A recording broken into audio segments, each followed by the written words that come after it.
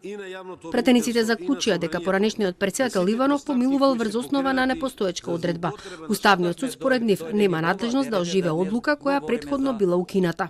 Една ваква одлука на Уставниот суд, доколку ја прифати иницијативата, би можело да доведе до состојба за тотален пораст на правната држава, а ние како земја членка, кандидат за членство во Европската Унија, одуста и одговорница, кога сме наговорница, не го вадиме зборот владењето на правото и членот 8 од Уставот на Република Македонија.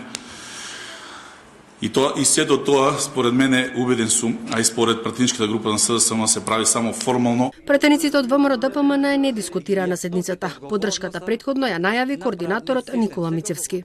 Како политичка партија не сакаме да даваме никакви причини кои што на власта би служеле како изговор за нивниот неуспех во правосудството.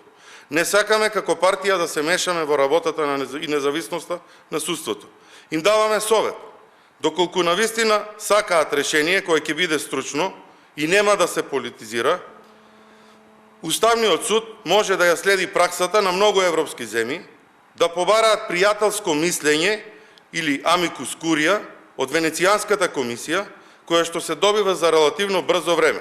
Се очекува автентичното толкување да се најде на дневен ред на собранинска седница по 11 декември, а потоа ќе му се достави на Уставниот суд кој треба да донесе одлука.